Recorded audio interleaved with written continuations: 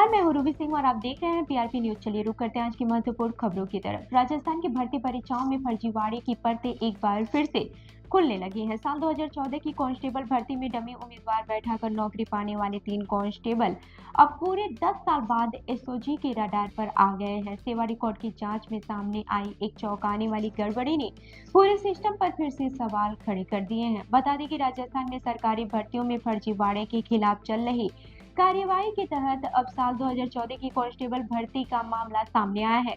बाड़मेर जिले में तैनात 3 कांस्टेबलों पर आरोप है कि उन्होंने भर्ती परीक्षा में डमी उम्मीदवार बैठवाकर नौकरी हासिल की थी। स्पेशल ऑपरेशन ग्रुप की जांच में इनकी दस्तावेजों में गंभीर विसंगत पाई गई, जिसके बाद से तीनों के खिलाफ एफआईआर दर्ज कर ली गई है।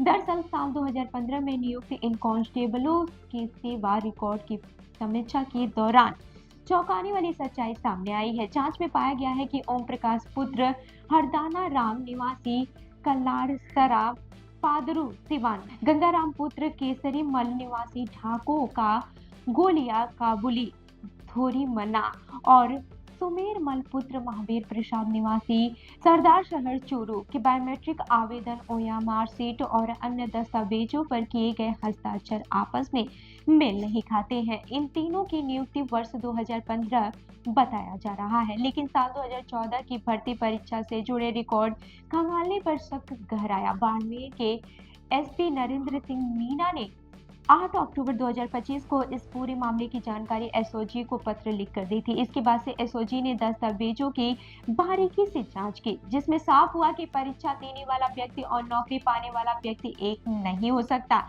एसपी नरेंद्र सिंह मीना ने कहा कि दस्तावेज में हस्ताक्षरों की गंभीर विसंगत मिली है, इसलिए तुरंत कार्यवाही की गई। उन्होंने यह भी कहा है कि ऐसे मामलों में जांच और भी तेज की जाएगी, ताकि भर्ती प्रणाली में पारदर्शिता बनी रहे और भविष्य में इस तरह की धोखाधड़ी को रोका जा सके। अब एसओजी यह पता लगाने में जुटी है कि उस समय परीक्षा में डमी उम्मीदवार को किसने बैठवाया और इस पूरे नेटवर्क में कौन-कौन लोग शामिल थे। अधिकारियों का मानना है कि फर्जी भर्तियों पर रोक लगाने के लिए तकनीकी जांच और कड़ी सत्यापन की जरूरत है। पिछले 2 वर्षों में राजस्थान में एसआई, कांस्टेबल, शिक्षक और चतुर्थ श्रेणी भर्ती जैसी कई परीक्षाओं में हुई गड़बड़ियों की जांच चल रही है।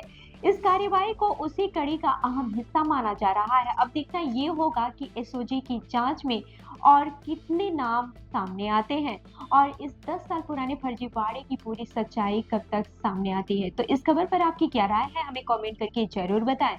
और ऐसी ही अन्य खबरों की हमारी वेबसाइट www.prpnewsindia.com पर विजिट करें। धन्यवाद।